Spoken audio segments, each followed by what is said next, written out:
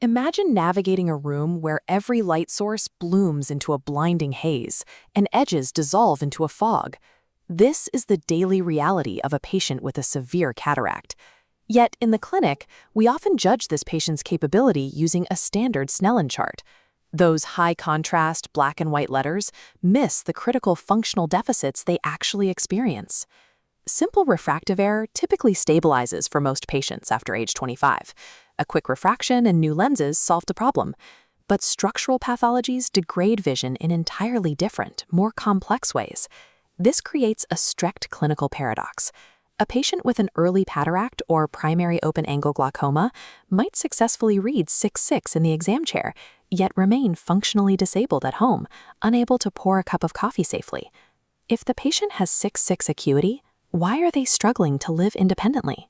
High-contrast visual acuity is simply insufficient for diagnosing and managing these specific neurostructural deficits. An accurate, comprehensive low vision assessment requires us to look past the Snellen chart. We have to map the visual impairment across 3 distinct measurable vectors.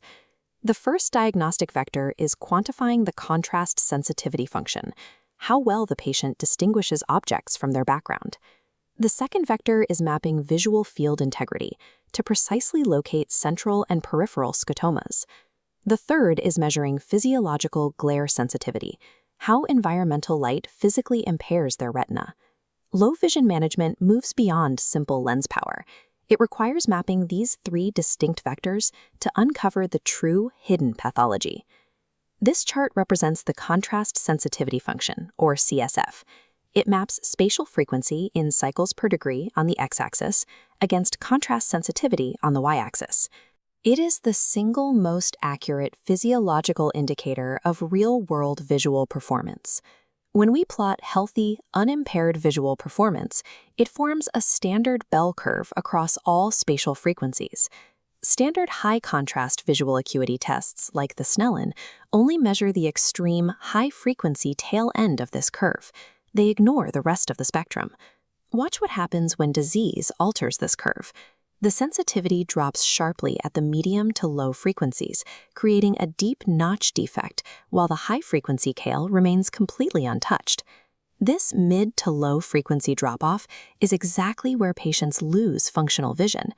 Because that high-frequency tail is intact, their Snellen score remains 6/6, hiding the massive deficit in the middle. Age-related macular degeneration and macular edema are primary culprits that destroy this specific frequency range.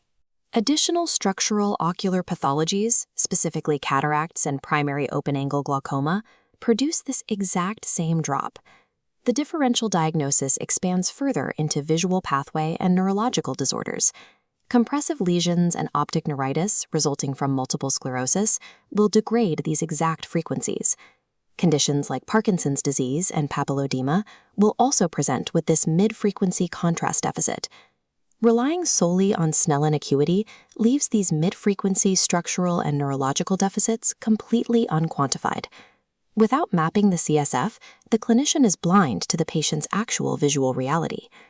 To accurately map this curve, there is a strict rule for conducting any general contrast sensitivity test. You must always use the appropriate refractive correction for the exact working distance. The Australian Vision Chart is the standard tool for identifying generalized contrast loss. We evaluate the 10% low contrast section at a measured distance of 40 to 60 centimeters. We compare the high and low contrast sides. A discrepancy of more than 3 lines is the precise threshold for an abnormal result. To determine a patient's absolute peak contrast sensitivity, we use the Melbourne Edge Test, relying on these specific circular gratings. The test is administered at 40 centimeters. For a patient over 65 years old, a normal healthy baseline falls between 16 and 18 decibels. When tracking disease progression across clinical visits, an abnormal shift is defined strictly as a variance greater than 2 decibels. If the score drops below 10 decibels, it indicates severe impairment, correlating directly with profound difficulty in everyday visual performance. The final testing option is the Pelley-Robson chart. It uses triplets of uniform large letters, and it must be administered monocularly at exactly 1 meter. For patients older than 50, the normal baseline score is 1.65 log units.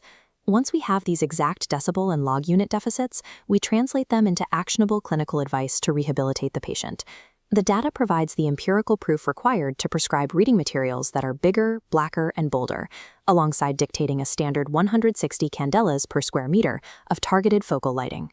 We transition now to our second diagnostic vector, mapping the visual field relative to its direct functional impact on the patient's daily life. We start with the Amsler grid to map the most critical area of vision, highlighting the central 20 degrees. Testing this specific central zone at 25 to 30 centimeters is crucial. It defines legal blindness and maps the exact boundaries of central scotomas. To expand the clinical map, we use the Biram tangent screen. This evaluates the central 50 degrees of vision at a working distance of 1 meter. Finally, we assess the absolute spatial limits of the patient's vision using the Goldman-Bull perimeter, deploying moderate to large targets to map the extreme periphery. When the periphery drops out, the patient experiences this encroaching tunnel vision, severely restricting their physical spatial awareness. Conversely, central defects destroy reading ability and face recognition entirely, mandating specialized eccentric viewing training to bypass a dead zone on the macula. This visual field data dictates the specific rehabilitation strategy, determining whether a patient requires mobility training for peripheral loss or eccentric viewing instruction for central scotomas. The third and final vector quantifies how environmental light physically disables the patient's retina. The primary clinical device to measure this is the Brightness Acuity Test, or BAT. The hemispherical bowl is positioned exactly 12 to 14 millimeters in front of the cornea. The testing methodology requires sequentially stepping up the internal brightness through 3 distinct levels. This forces the clinician to recheck the patient's visual acuity under direct escalating glare stress, exposing functional drop-offs that remain invisible in a dark exam room. An alternative, highly controlled methodology is the Berkeley Glare Acuity Test. The patient sits in a dim room with a glare source angled precisely at their nose while reading a chart placed exactly 1 meter away. From here, clinicians must immediately test focal lighting improvements directly in the chair to monitor if the near vision and acuity recovers. Failing to measure this glare recovery leaves a patient functionally blind in real-world sunlight, completely invalidating their perfect darkroom acuity scores. Low vision management operates on a different clinical logic than standard refractive optometry. To understand the patient's visual reality, we merge the 3 diagnostic vectors. The CSF curve, the visual field map, and the glare sensitivity metrics lock together into a single functional profile. Triangulating these 3 specific data points is the only way to move past the diagnostic illusion created by the standard Snellen chart. This multi-axis data directly dictates the clinical management plan. It proves the exact mathematical need for magnification, lighting control, and eccentric viewing.